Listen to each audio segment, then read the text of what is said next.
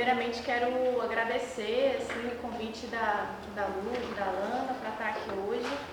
É uma honra enorme poder estar aqui dividindo espaço com o Diego, com o Vini, com o Dan e poder acrescentar um pouco nesse tema, né, sobre...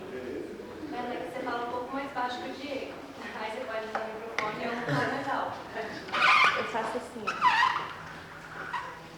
Melhorou? Acho que não. Tá melhor? Tá desconectado. Vamos lá. Tá, então dizer que é um enorme prazer estar aqui hoje partilhando desse espaço com o Diego, com o Vini, com o Dan e estar podendo acrescentar nesse tema de segurança, fazendo um recorte muito vivencial, assim, né? Muito da minha experiência como professora de circo nesses 17 anos dando aula de circo. Nossa Senhora! Então, assim, na verdade, a minha ideia hoje aqui nessa palestra, né, foi mesmo uma troca de experiências, assim, queria compartilhar com vocês um pouco do que eu vivi e aprendi, né, dando aula de circo para públicos tão diversos nesses 17 anos, né, e quanto isso se funde, né, com a questão da segurança. Falar um pouco sobre minha formação, né? Eu sou psicóloga, eu sou mestre em neurociência e cognição, tenho especialização em neuropsicologia. Ao longo desse tempo de faculdade e estudos, né, o circo sempre esteve presente, então foram 2 carros que eu fui tocando ao mesmo tempo e a minha tese da minha dissertação de mestrado foi linkando as duas coisas, né? Eu estudei a respeito dos efeitos, né, de benefícios que a prática circense ela promove no cérebro. Bom, então vamos começar. Então, assim, quando a Lud me chamou para dar essa palestra, eu falei, bom, tá, ok, né, protocolos e ética nas aulas de circo, mas acho que, primeiro de tudo, é legal a gente fazer uma contextualização, né, que aulas de circo são essas, né, pensando que o ensino de circo, ele pode ter diversos objetivos, né, ele pode ser num local que é para lazer e recreação, ele pode ser preparatório para um curso profissionalizante, ele pode ser profissionalizante, ele pode ser uma educação continuada, ele pode ser de nível superior, que no caso, assim, a gente não tem aqui no Brasil, mas enfim, né, gostaríamos. Então, assim, é importante a gente fazer essa contextualização que, como eu falei, o meu recorte é nesse lugar de aulas de circo no intuito de lazer e recreação. E dentro dessa ideia de contextualização, é importante a gente entender o panorama, né, do ensino do circo no Brasil. Então eu trouxe aí um estudo recente feito pelo Malé e pela Lua, né, são 2 pessoas aí, talvez vocês conheçam, não sei, a Lua Barreto e o Malé, que fez até o primeiro curso de Higger comigo lá com o Diego. O Malé e a Lua fizeram esse estudo que foi muito legal, que foi um mapeamento do ensino do circo no Brasil. E aí, nesse mapeamento foi interessante porque eles conseguiram achar um número de 293 espaços de circo que ensinam circo no Brasil, né? Tiveram alguns detalhes em relação a esse mapeamento, que eles consideraram locais que tinham aulas de circo, aulas regulares, né? Não locais que foram pontuais.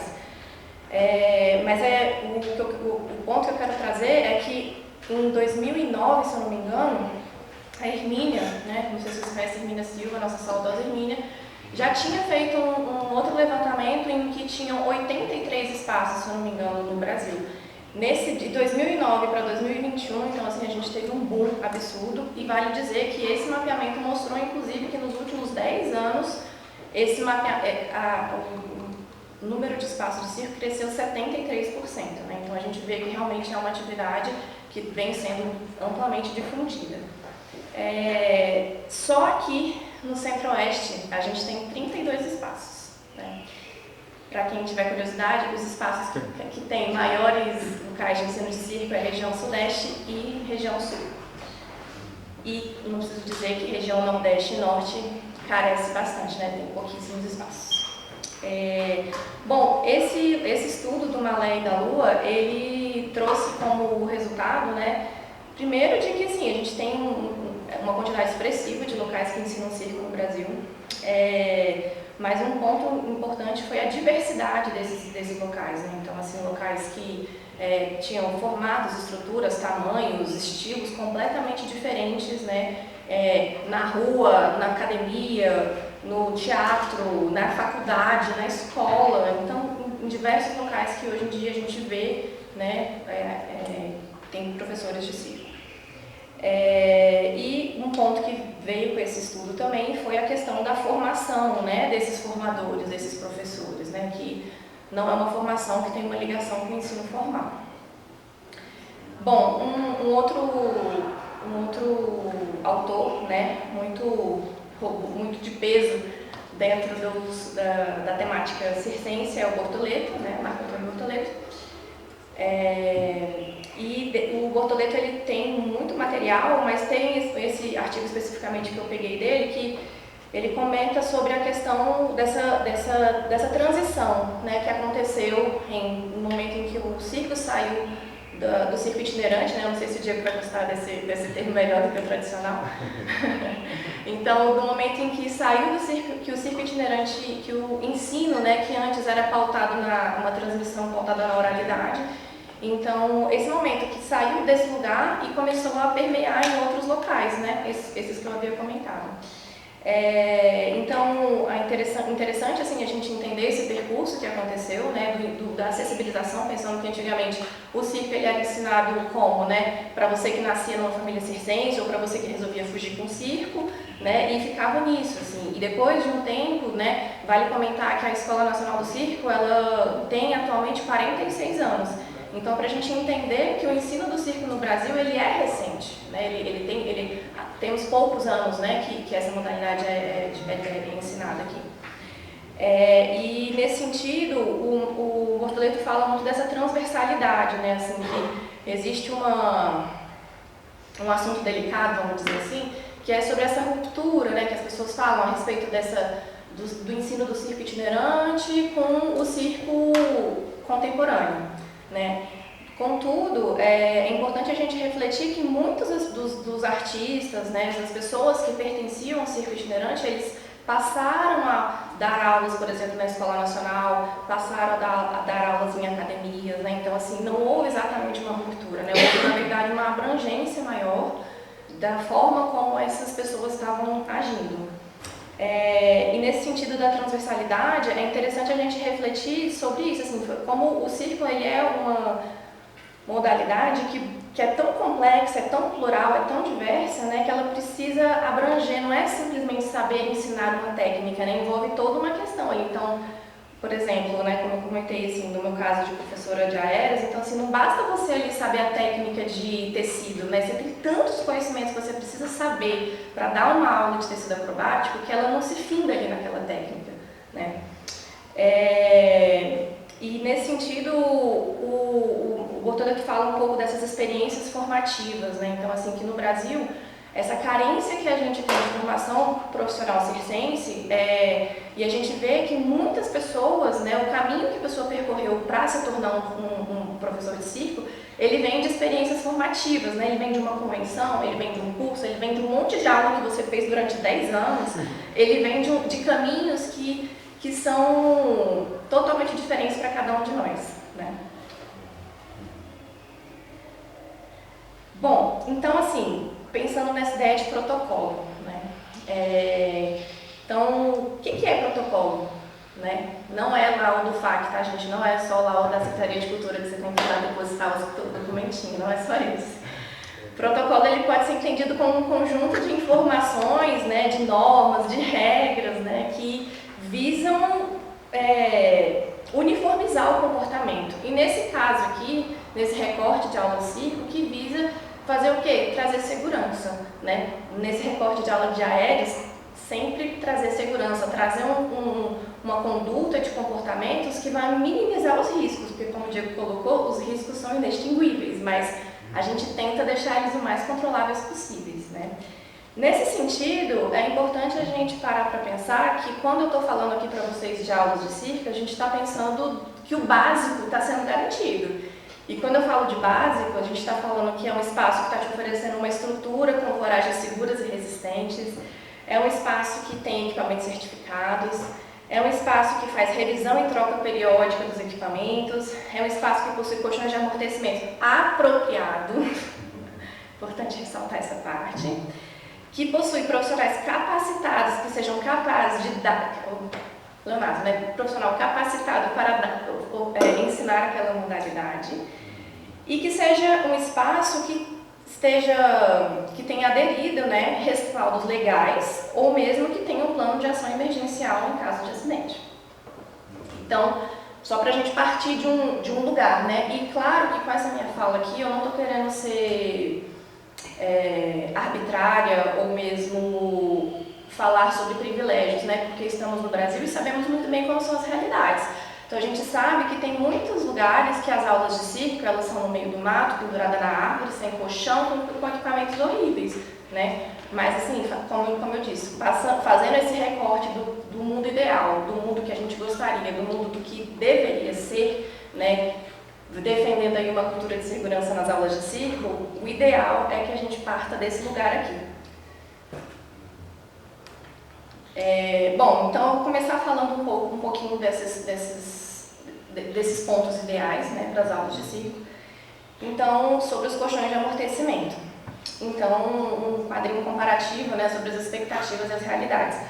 Essas referências dos colchões de amortecimento, inclusive, estão no livro do Diego, né? Inclusive, foi de lá que veio. Então, os colchões, né? Idealmente, eles têm que ter no mínimo 1,5 m por 1,5 m, mas assim, eu confesso que na minha experiência como professora, eu notei que 2 metros, 2 por 2 é a melhor medida, né? Com 30 centímetros de espessura. Espumas de densidade D28, menor do que isso, eu já vou fazer um adendo sobre isso. Encapados com material vinilona ou similar e que tem um respirador, né? O respirador pode ser ilhós, pode ser tela de cama elástica, enfim, mas é muito importante que tenha um respirador para fazer com que o material tenha durabilidade. Sobre a densidade da espuma, vale ressaltar que, por exemplo, no caso de pessoas que praticam dinâmicos, né, existe a possibilidade de você fazer com uma densidade um pouco mais menor, né, então uma espuma um pouco mais mole, mas que por baixo tenha um colchão de uma densidade maior para que tenha de fato um amortecimento. Por que essa densidade menor, né? Porque normalmente as pessoas que praticam dinâmicos, elas precisam de um amortecimento mais macio, né, em caso de queda. Bom, falando agora um pouco dessa expectativa, né? Falando da realidade que a gente observa em muitos lugares, principalmente aqui no Brasil, de colchões pequenos, com 10 centímetros de espessura, né, sem respirador. Então, assim, importante a gente entender que esses colchões, como diz um querido amigo lá do grupo de Rieger, eles só servem para evitar que o chão fique sujo de sangue, né, porque ele não protege de nada. Bom, é impossível falar sobre protocolo, né, e segurança nas aulas de circo sem falar sobre metodologia de ensino, porque é o professor, né, é essa pessoa que está ali responsável, né, por garantindo essa segurança, né. E nesse sentido, eu quero dizer assim que eu não acredito que exista uma regra, eu não acredito que exista exatamente a forma concreta e certa, mas essa é a forma como eu, Bela, entendo e acredito, né, que é uma forma de você garantir a segurança dos seus alunos numa aula de circo. Então eu vejo a importância de ser um ensino progressivo, né, onde a gente respeite ali as etapas de aprendizagem, né, e não queira pular degraus. Que a gente respeite, que sejam respeitadas, né, as individualidades físicas e psicológicas dos alunos. Físicas no sentido da gente entender que os corpos são diferentes, as histórias desses corpos são diferentes, então é muito difícil que eu vá conseguir, através de uma técnica, acessar todos os corpos. E para além disso, que eu vou só pontuar agora, mas eu vou falar disso depois, é sobre as questões psicológicas, né? Então, assim, que dar aula não é só sobre né? Eu acessar o corpo do outro, eu acessar também ali o jeito de aprender, o lugar que ele se coloca enquanto aprendiz, né? Dentro disso, vale também falar sobre o processo de aprendizagem, né? Então, a gente pode entender que o processo de aprendizagem, ele tem, né, muito no recorte circense, assim, ele tem 3 camadas, né? Ele tem a camada cognitiva, ele tem a camada da cinesia e ele tem a camada muscular. Todo mundo entende que é cinesia? A habilidade do nosso cérebro de realizar movimentos, tá? Então, assim, é diferente eu pensar, né, no recurso cognitivo que o meu cérebro precisa para fazer movimentos e no recurso cognitivo que ele precisa, por exemplo, para eu carregar um peso, né? E quando eu falo recurso cognitivo é no sentido de existir um estímulo que foi gerado lá e que foi mandado lá para o cérebro fazer o movimento, ou existir um estímulo lá que mandou uma informação de que você tem que fazer uma pirueta, né? Nesse sentido, então, é importante a gente fazer essa reflexão, né, assim, de que a aprendizagem, ela precisa acessar essas 3 camadas, né? Não tem como eu ensinar alguma coisa para uma pessoa que não desenvolveu a força, ou que o cérebro dela não entendeu para onde o corpo dela tem que ir, o lado do movimento, para onde o corpo dela vai chegar. Ou mesmo que o corpo dela, cognitivamente falando, ele não memorizou, por exemplo, ele não prestou atenção, ele não jogou lá na memória de longo prazo, né? Entender também a parte sobre o ensino das acrobacias, né? O ensino das acrobacias, ele tem que ser seguro, assim, ele deve ser seguro. E nesse ponto, eu vou trazer uma máxima aqui para mim, que eu carrego na vida e vou compartilhar com vocês, que é: saber fazer não é saber ensinar, né? Então, assim, eu vejo essa frase recorrentemente, assim, ah, não, mas esse truque aí eu não faço, então eu não vou te ensinar.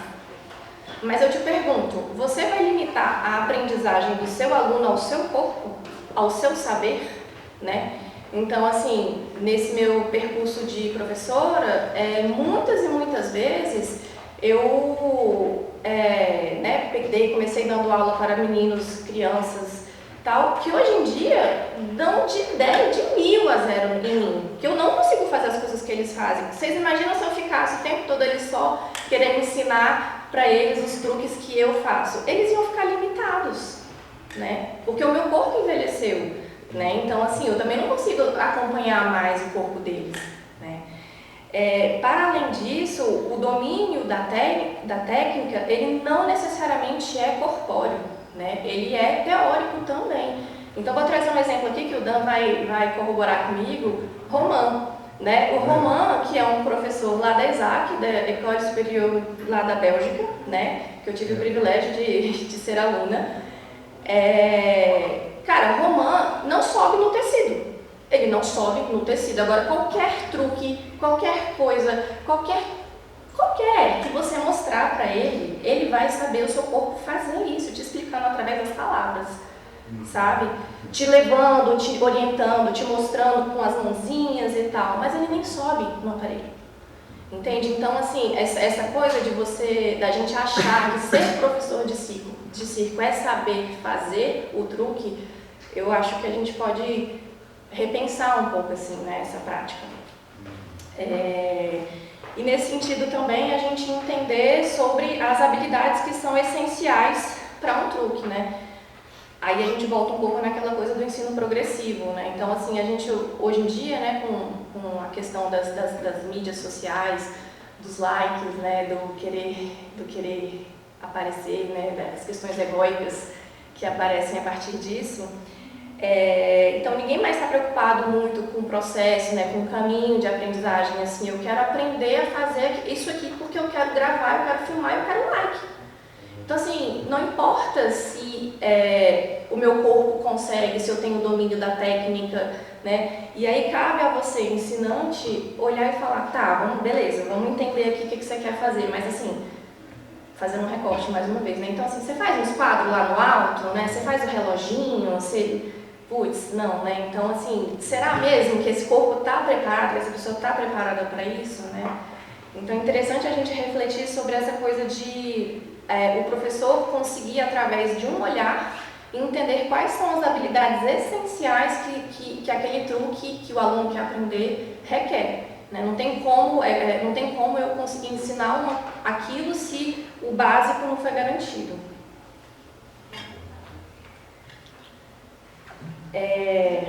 Bom, além da segurança, além da metodologia de ensino, a gente também tem a questão da segurança de corpo, né? Eu venho da escalada, né? Sou escaladora há alguns anos. E na escalada a gente tem o que a gente chama de SEG, né? Então, assim, a pessoa está lá escalando e você faz a SEG, né? Você bota a mãozinha. E aí, durante muito tempo, tem muitas pessoas que duvidam, né? Falam assim, nossa, mas para que serve isso? Por que você fica com a mãozinha lá levantada e tá mandando axé, né? Pro outro escalando? Não. Não é só o axé.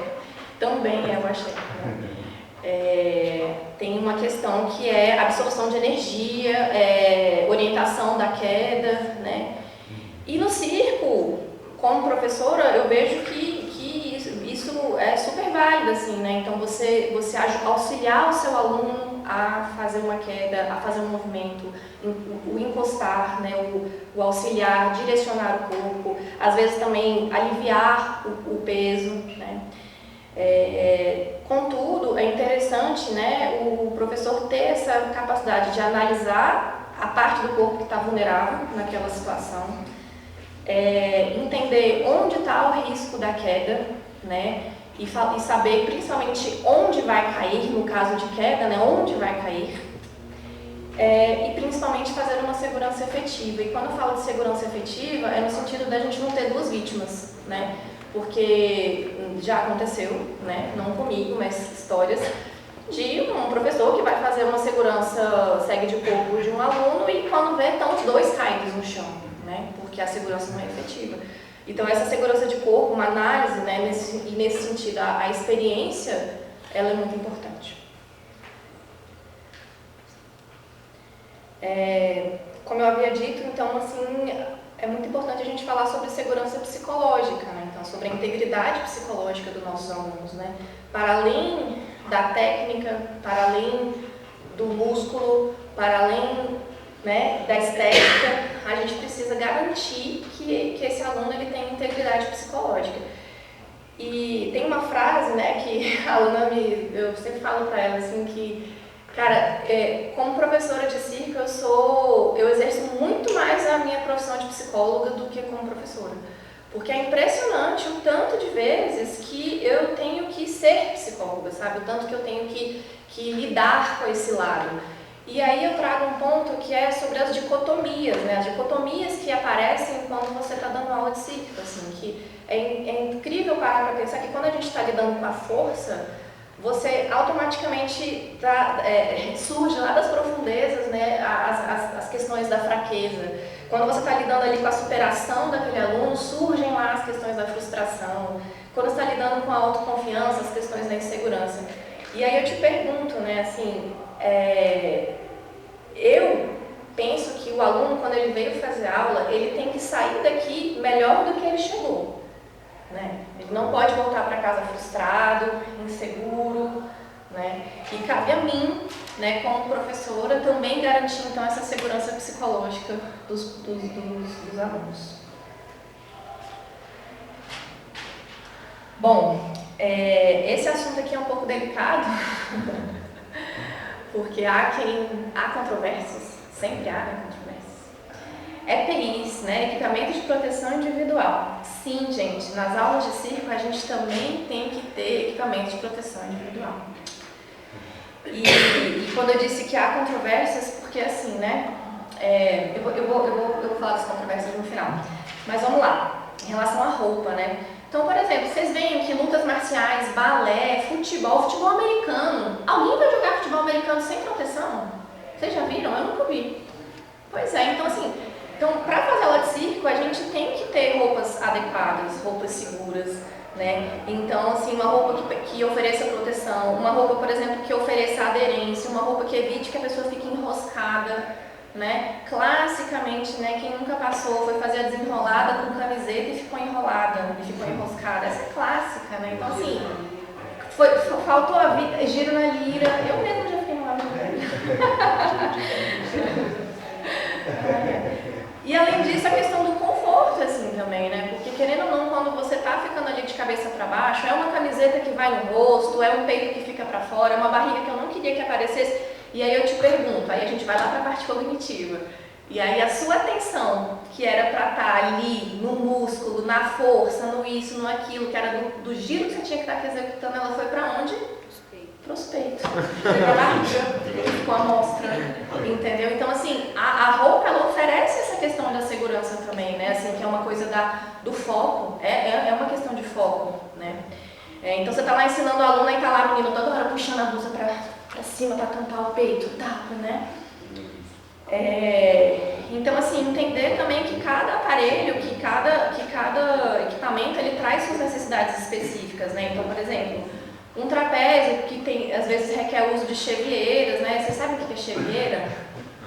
Chevieira é uma tornozeleira. É uma tornozeleira própria para as trapezistas, feita de couro, que é linda, chiquérrima e que normalmente as trapezistas usam para fazer diversos truques, né? Então, por exemplo, a pessoa vai fazer trapézio, é legal colocar uma chevieira, uma botinha. A pessoa vai fazer lira, vai fazer dinâmico, bota a blusa de manga comprida, né? Então é importante a gente refletir sobre essas necessidades. Esse aqui é assunto super, como eu disse, é assunto de vespeiro, né? Que é o tal do cabelo solto.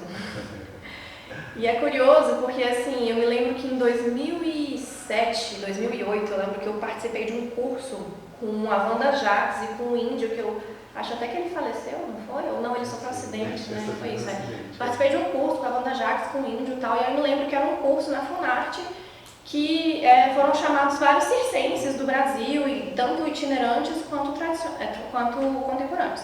E eu me lembro que tinha uma senhorinha que era a Dona Dalva. Eu não me lembro de qual circo itinerante ela era, mas ela era assim uma figura. E aí a Dona Dalva, ela bateu o pé nesse dia falando que era um absurdo as pessoas fazerem aéreos de cabelo solto, né? E eu naquela época olhei e falei assim, não gente, que caretice, né? Pelo amor de Deus, de boa fazer de cabelo solto, tal e tal.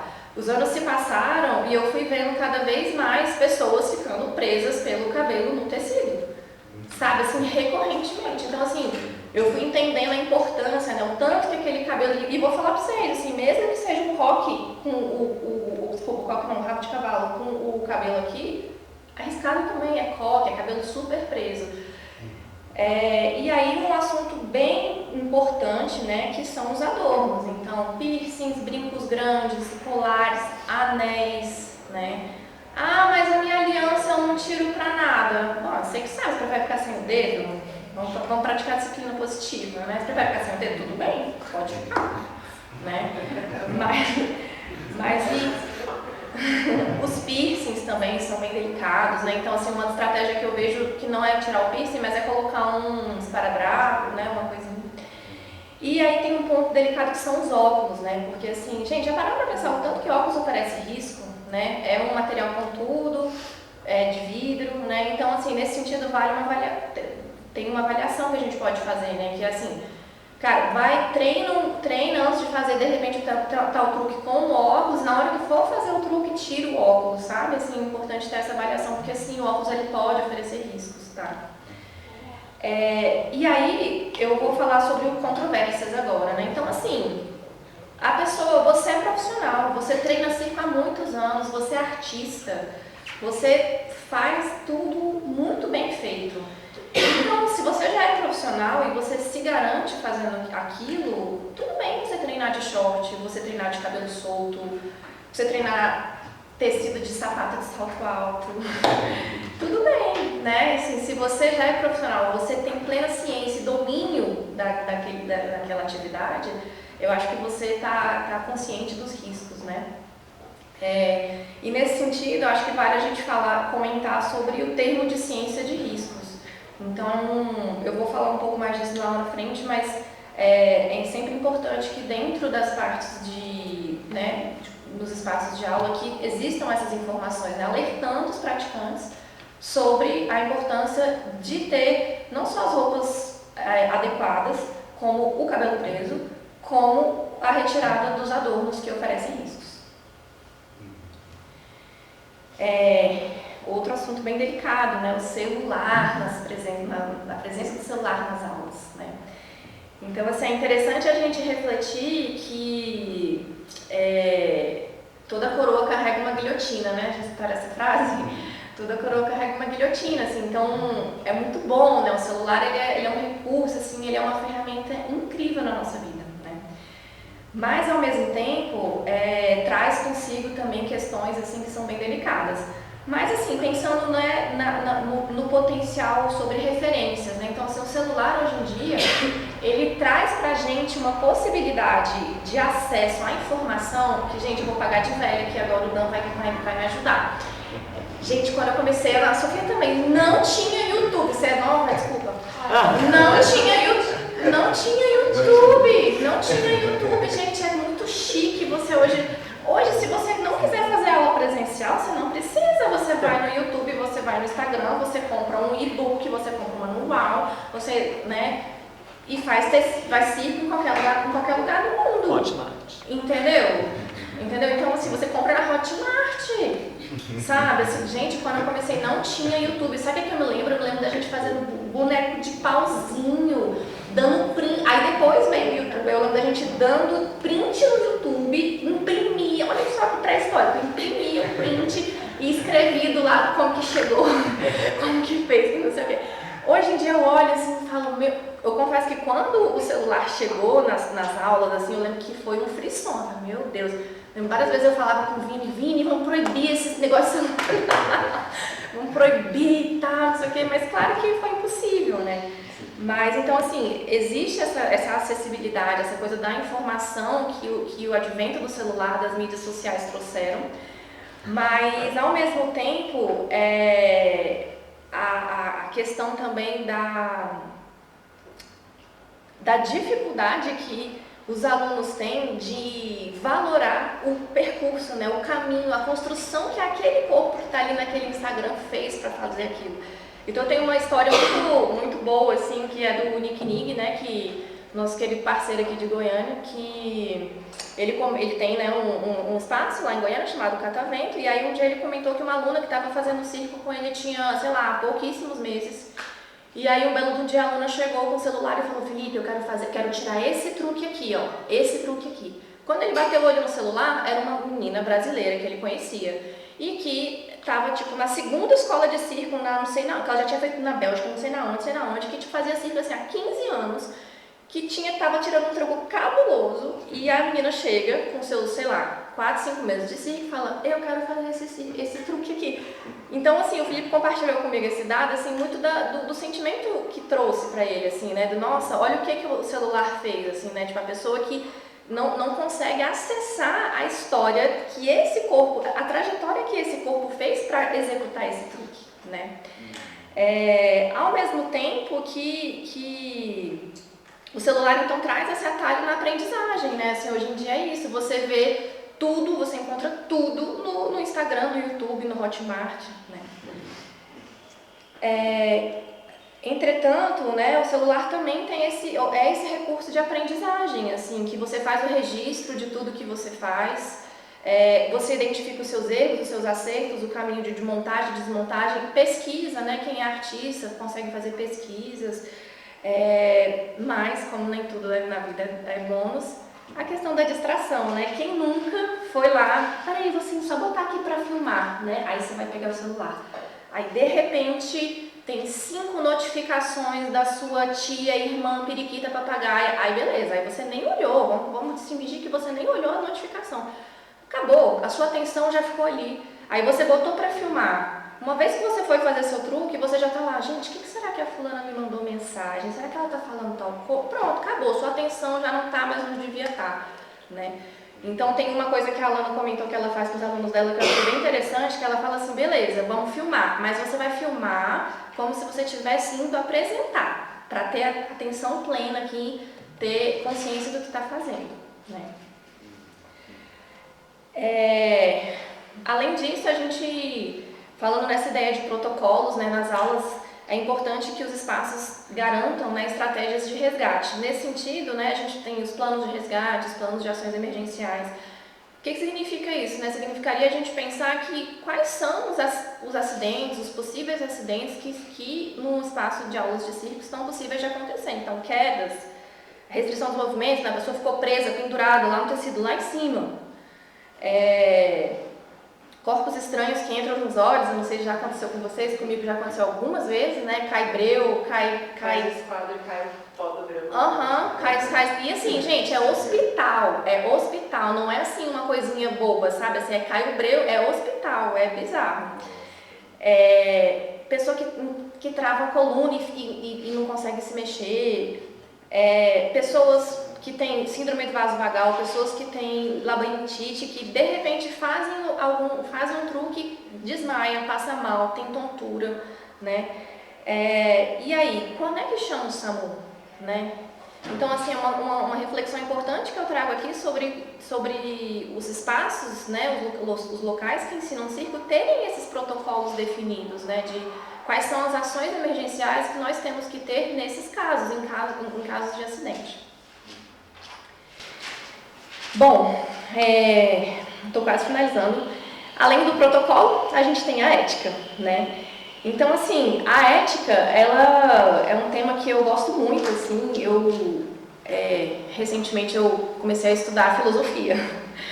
E, né, ética e filosofia são dois temas que estão bem atrelados, assim. E é interessante refletir que no mundo acadêmico, né, a palavra ética, ela reflete a filosofia moral. E nesse sentido, o que é a filosofia moral, né? Quando a gente pensa em moral, a gente pensa assim, quais são as coisas, né, que a gente tem que fazer para atender uma determinada demanda, para ser correto, né?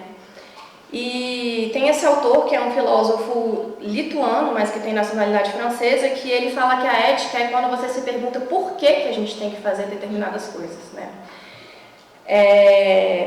E aí, como eu falei para vocês, assim, recentemente eu comecei a estudar filosofia, e aí tem um filósofo chamado Plotino, que eu gosto muito dele, e ele fala uma coisa bem interessante. Ele fala que, né, corroborando um pouco com aquilo que o Diego falou sobre a questão da segurança, e aí vale para a ética, que fala que a gente tem que ser ético até lavando a louça, até organizando a gaveta, sabe? Assim, que não adianta você ser ético só ali, né, na frente ali, ou só dando aula. Você tem que ser ético até quando você está lavando louça, sabe? Então, nesse sentido, a gente pensar então que a ética ela é uma via de mão, no meu caso aqui, tripla. Nesse caso que eu coloquei tripla, né? Em que ela, inicialmente, tem uma ética do espaço, né? Então é um espaço que tem um respaldo legal, que dá um termo de ciência de risco para os alunos, para os praticantes, que pede uma autorização de uso de imagem, que tem um contrato com os alunos respaldando legalmente os dois lados, né? Uma ética com os professores, né? Onde esses professores têm uma questão muito das relações, então assim, a questão das amizades, né, do ser amigo, ser aluno, essas relações que ficam meio confusas, mas principalmente essa coisa da diversão, né? Quem dá aula conhece muito bem esse lado, assim, que o circo é um lugar muito lindo, né, muito divertido, super lúdico e tudo mais, mas é perigoso, é muito perigoso. Então, assim, qual é a dose, né? Qual é essa dose entre você reforçar essa diversão e essa ludicidade que realmente estão ali inerentes à prática, mas você ao mesmo tempo orientar, né, para os riscos que existem. E, por fim, a ética em relação ao aluno, né? A ética do aluno, na verdade, não é nem em relação, a ética do aluno. Então, assim, esse aluno respeitar, né, as trajetórias que esses professores de circo fizeram para estar ali ensinando, né? Confiar naquele professor. Então, assim, cara, se eu tô aqui fazendo aula com você, eu vou confiar no que você está me passando, né? Eu não vou ficar transgredindo as suas orientações, né? Entender também que todos somos profissionais autônomos, né? Então que os apoios, né? Os apoios eles são extremamente importantes. Então, assim, pequenas ações de, sei lá, você gravou, você vai publicar, cara, marca o seu espaço, marca o seu professor, sabe? Esse é o mínimo que a gente precisa como apoio, né? Bom, algumas considerações finais. O que a gente pode melhorar, né? Bom, muitas coisas podem ser melhoradas. É impossível falar de protocolo sem falar de formação profissional, né? Então, assim, só que esse assunto é um assunto que ele é uma lacuna no Brasil, né?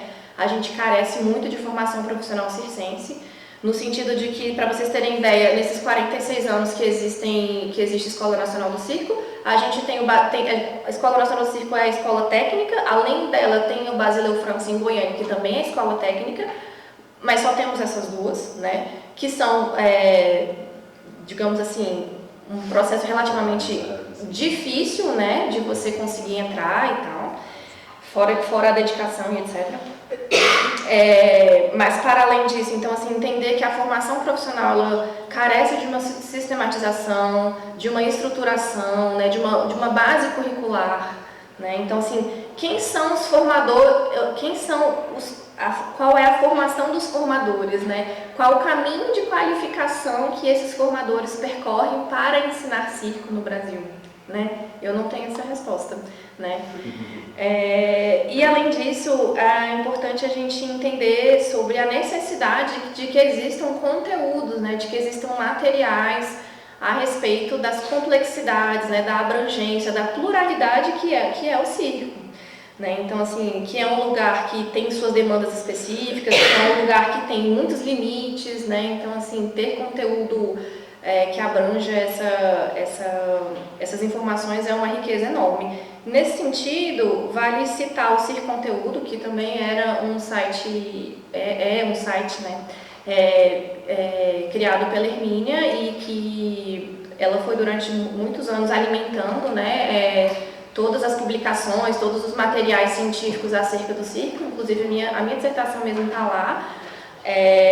Mas vale dizer também o site do Bortoleto. Assim, o Bortoleto também ele organizou muito bem organizado todas as publicações e divulgações dele. O Bortoleto tem vários, assim, acho que 2 ou 3 livros, se não me engano, que são ótimos para quem é professor. Bom, e é isso. Muito obrigada.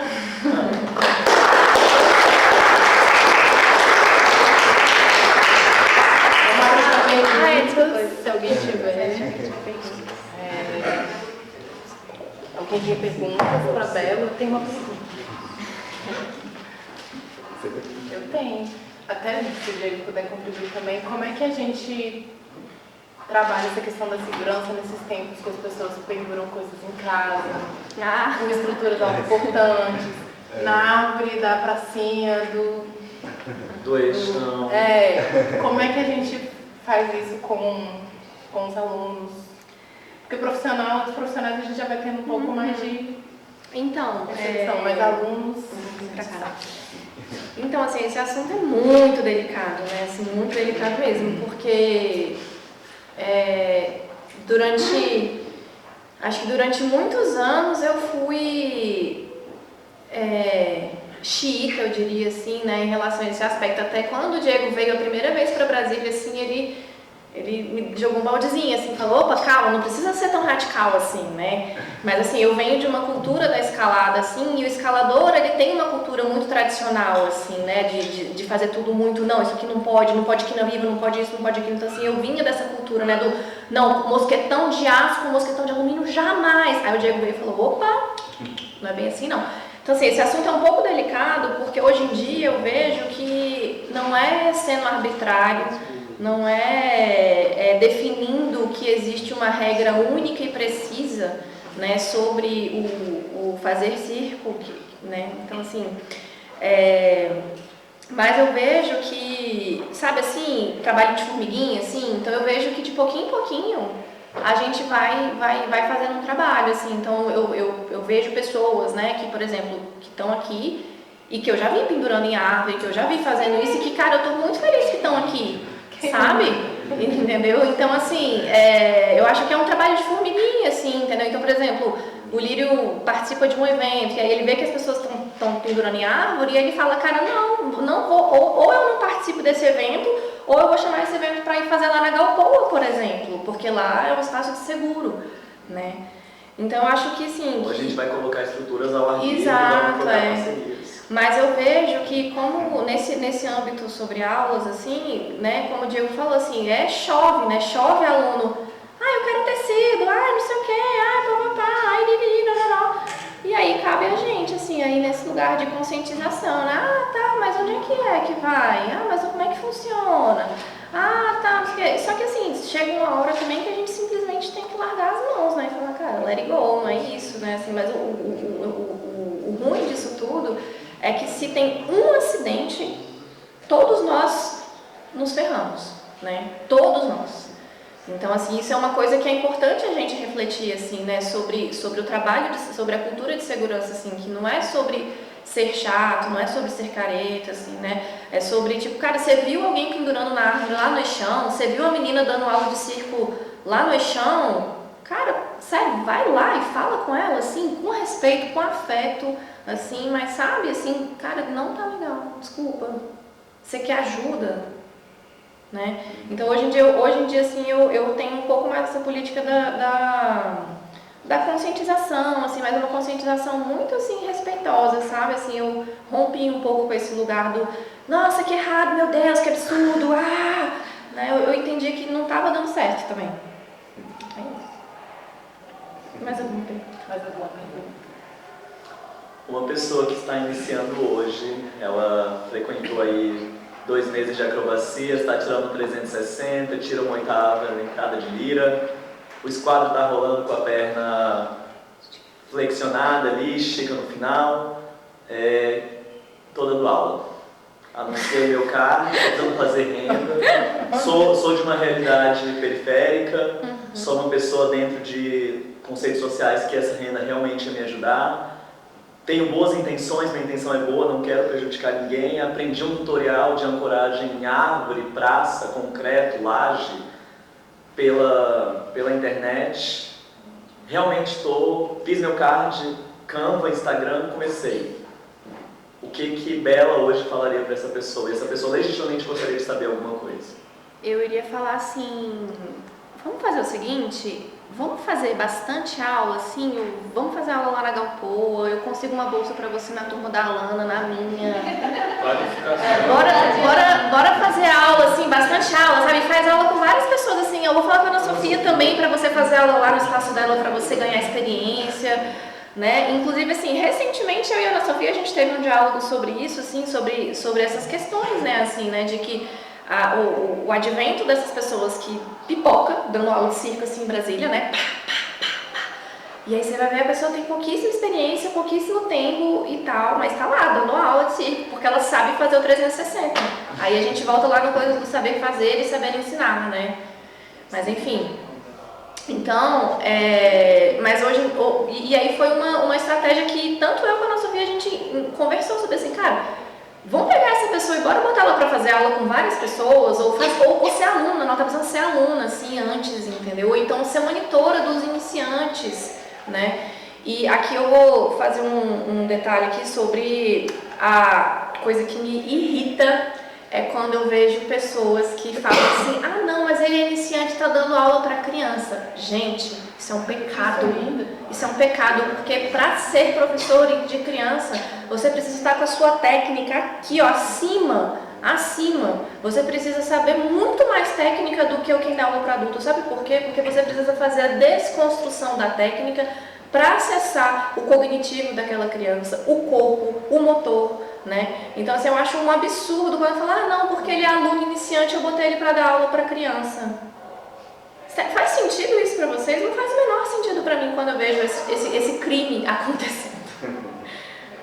Existe uma desvalorização muito grande, né, do trabalho da formação do profissional, e aí você diminui a criança também quando você faz isso. Exatamente. Toda a complexidade que aquele ser envolve, você acha que você direciona uma pessoa que tem um entendimento mínimo, ela vai ser capaz de lidar com tanto caos mental, né, tantas multi-coisas assim. Exato, sem considerar que é isso, assim, pra dar aula para uma criança, assim, é muito mais complexo, né, assim, você precisa pegar aquela técnica, desconstruir, tornar ela lúdica, para depois retomar ela, voltar ela para a técnica, para o aprendizado, né. Pais e mães, atenção. Qual é a instrução no sentido do aluno que vai começar agora, nessa questão da segurança? O que ele precisa ter? Vou aprender circo. O que eu preciso ter para aprender circo? Bom, eu preciso ter o meu próprio colchão, por exemplo. Bom, é importante a gente fazer um recorte assim você quer aprender circo, mas você quer aprender qual modalidade, né? Porque assim, foi o que eu comentei.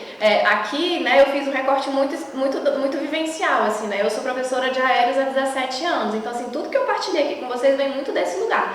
Claro que a gente, né, no mundo circense, que nem eu falei, não basta saber fazer a desenrolada no tecido. Você tem que saber muitas outras coisas, né? Então, mas assim, mas para quem, por exemplo, estivesse começando, eu quero fazer aula de tecido, o que eu preciso? Tem um básico que serve para todas as modalidades ou alguma coisa? Eu acho que para quem está começando é muito importante ter orientação, né? Porque informação é o que não falta, mas a orientação adequada, eficaz, né, é o que a gente carece hoje em dia. Esses dias até eu escutei uma frase que eu achei muito interessante, né, que antigamente, no tempo das nossas avós, carecia informação, mas sobrava orientação. E hoje em dia, sobra informação e carece orientação. As pessoas elas saem se alimentando, né, de coisas nas redes sociais e, não, pronto, eu sou especialista, né? Onde é que você viu? No Instagram? Você não viu? Mas às vezes o aluno tem um equipamento com uma modalidade e ele não pode fazer outro tipo de modalidade, por exemplo. Ele já vai estar limitado no caso, né? Por exemplo, eu tenho um colchão, vou fazer aéreo, esse colchão já não serve. Precisa de um amortecimento maior. A questão é... Toda modalidade requer um equipamento. Toda modalidade tem a sua especificidade, né? E até dentro das acrobacias aéreas, a gente entende que tem ainda mais, né? Então, a lira vai ter um, o trapézio vai ter outro, tecido, enfim. Mas, assim, respondendo a sua pergunta, se fosse para você, né, o básico para você começar nesse momento, eu acho que seria ser orientado, assim, sabe? Procurar um bom espaço, com um bom professor, que atenda as demandas de segurança, né? Que você tenha um bom primeiro contato, assim, uma boa orientação. Tá bom. Né? Eu queria acrescentar também que uma coisa até para o circo e para a questão de segurança no geral, que o circo é coletivo, então a gente nunca pratica sozinho, a gente nunca faz um trabalho de segurança sozinho. Porque eu quero dizer com isso, assim, se você se machuca, mesmo que você não esteja em um espaço especializado, seja um lugar que não tem circo, vocês querem aprender. Muitos coletivos aqui em Brasília surgiram assim, né? Não tinha circo e a gente foi atrás, pesquisar como que faz as coisas. Mas sempre fazia em coletivo, porque se alguém machuca, tem alguém para ajudar. E aí, se você quer se iniciar nessa prática, procura as pessoas que já fazem ou que querem fazer juntos, né? Que mais cabeças pensando sempre vai pensar melhor. E é isso que a Belinha falou. Hoje em Brasília a gente já tem muitos lugares que já tem uma boa infraestrutura. Então, se você quer se especializar, mas você não tem condição, assim, tenta se associar a esses grupos. A gente tem muitos daqui vieram desse lugar que não tinha nada e construíram as coisas do zero e viram quanto é difícil. Então, a gente entende essa trajetória. Porque circo é caro, é muita coisa que a gente tem que pensar. Um colchão para uma prática não é o mesmo colchão para outra prática.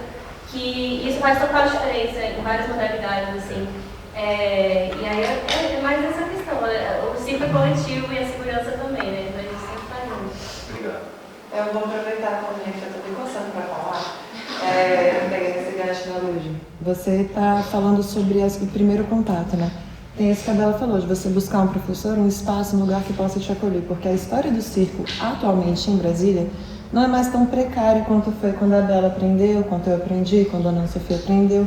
Quando os primeiros circenses, né, que eu acredito que tenha sido muito pior, e foi melhorando. Hoje em dia já tem um monte de espaços, os espaços já tem colchões, já tem pessoas que conseguem viajar para trazer informação de fora para dentro. Então não tem porquê, apesar de você ou qualquer outra pessoa se ver começando em um lugar onde você não tem um acolhimento ideal, assim, né? Que você vai sempre se restringir a atuar dessa forma. Então, eu participo de uma trupe que muitas pessoas tiveram um acesso bem periférico ao circo e a galera quis muito fazer, então eles realmente começaram de uma forma não muito segura, mas à medida que eles foram percebendo o risco e eles queriam continuar vivos e treinando, eles foram buscando dentro da sua própria forma, dentro do seu recorte financeiro, né? Porque eu acho que isso é o que mais atrapalha o artista, o recorte financeiro. Nem todo mundo consegue ir para a Europa, nem todo mundo consegue se matricular numa grande escola. Às vezes você realmente tem um acesso deficiente por causa da sua situação.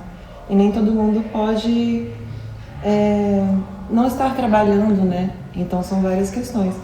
Mas não aceite permanecer sempre num lugar onde o seu risco vai estar sempre muito alto. Se você tem a capacidade... Sim, tem projetos sociais gratuitos. Porque você vai jogar bola, aí você tem que ter... Qual é a preocupação? O que eu tenho que comprar? Não, mas você está comparando uma atividade... Tô falando assim, no geral. Aí eu vou fazer ciclo. O que eu preciso para fazer ciclo? Entendeu? Primeiro o corpo, né? É um corpo que você pode fazer malabares, parada de mão, acrobacia de solo, acrobacia aérea. Então, ter esse entendimento da pluralidade das técnicas circenses, do que cada uma vai te proporcionar ou não, porque o malabar é uma coisa cara, né? Você junta ali um pouquinho, mas você compra suas claves e no máximo elas vão cair no teu pé, você tá teu ouro, mas você não vai ficar paraplégico, ficar a clave batendo no seu pescoço.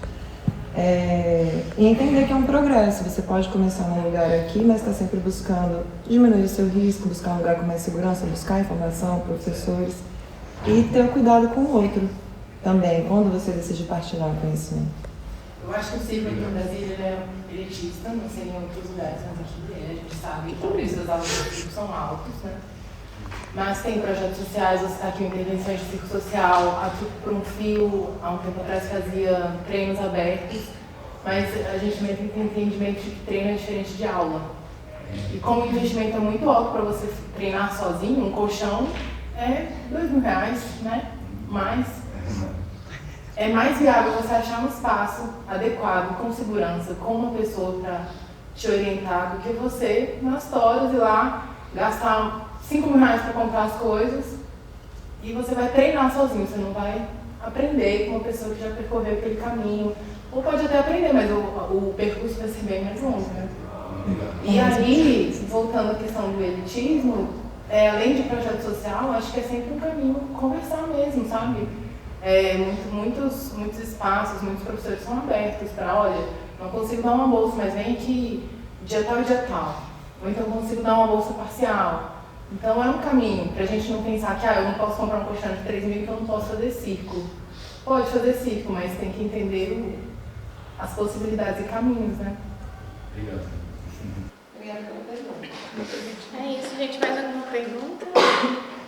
Eu peço licença só para colaborar com um fato que eu acho importante que permeou a gente. Os espaços culturais eles são elitistas por uma necessidade de se manterem. Eles estão sucateados. Aqui eu falo uma grande parceira, diga só, essa pessoa que eu admiro muito na Sofia,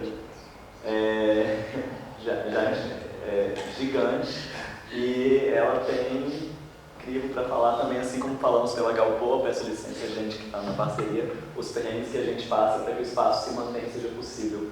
São 6 meses aí que a gente consegue, às vezes, não receber nenhum salário, dando as aulas porque o espaço precisa se manter. E aí, além de sermos professores, temos nossas turmas regulares, mas o espaço vai literalmente sem fim lucrativo nenhum, não entra para nós, mas o espaço se sustenta. Então, esse local é um local também de saber fazer, valorizar aquele espaço que é resistência, de existência, que está contemplando possibilidades de ensaios para mais grupos, possibilidade de marcações para projetos como esse sejam subsidiados, com a estrutura devida para que um curso de segurança venha a acontecer. E é um espaço, de novo, visa a ser lucrativo porque isso será a prosperidade, mas não é. Não é. E não é há anos. Na verdade, ele é completamente... ele só toma o nosso dinheiro. Basicamente é isso, assim, né? Então, E não dá para esperar se pagar uma mensalidade de academia numa aula que tem outra estrutura. E essa questão da valorização, eu acho que é muito isso. Eu acho que tem que valorizar mesmo, porque a gente não vai no mercado e pega comida lá de graça. Não existe essa troca entre estudante e anjaria. Então a gente tem que sustentar e todo mundo quer poder ter dinheiro para fazer o que quiser fazer. Isso é legal, é justo, é necessário. E eu acho que é uma cultura também nessa valorização das pessoas que consomem valorizar. Porque é muito fácil também falar, nossa, R$300 por mês para você fazer 2 horas, 4 horas por semana, enfim. Mas vai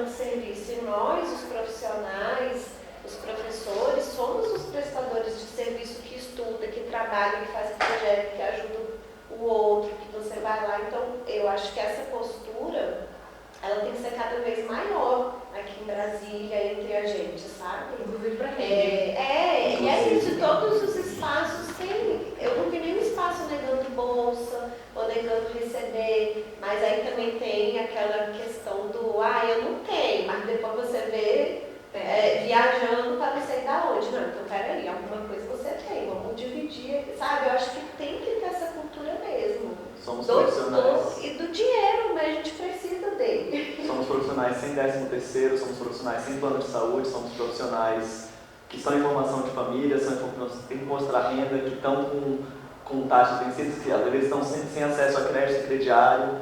São esses profissionais também. Às vezes não, mas é esse local que eu acho importante, porque às vezes passa despercebido, e aí às vezes a gente está dando aula em árvore, em qualquer lugar, colocando em risco, e aquele espaço ali se encaixou, a gente perdeu, não existe mais.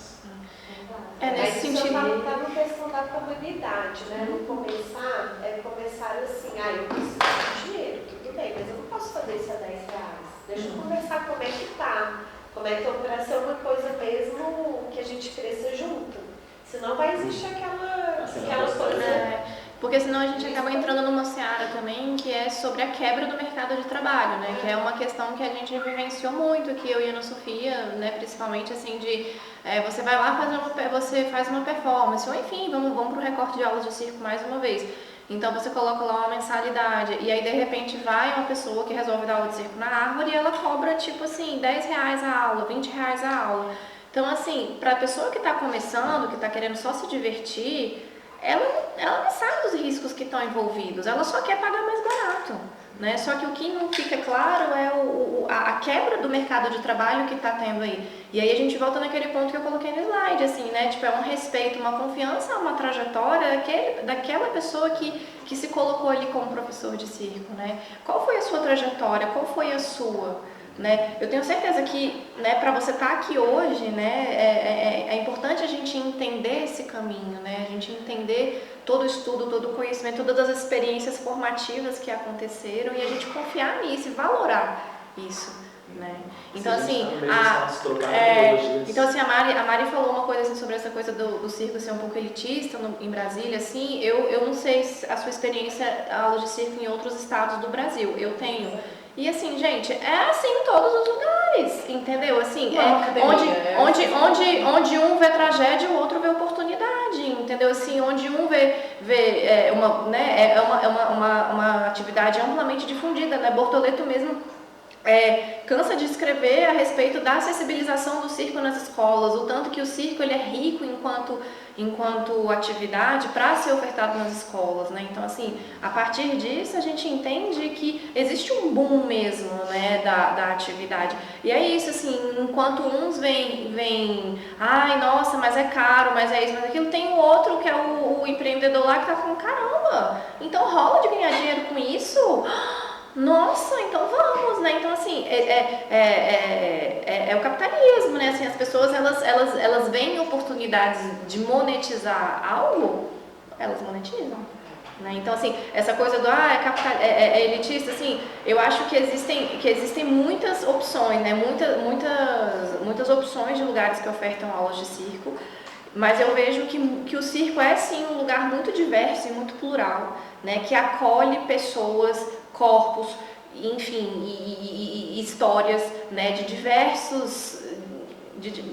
Muito diversas, né? Então, pessoas que precisam de bolsas, pessoas que precisam do corre, pessoas que precisam disso, daquilo, precisam de desconto, né? Então, eu vejo que o circo tem esse lugar também, né?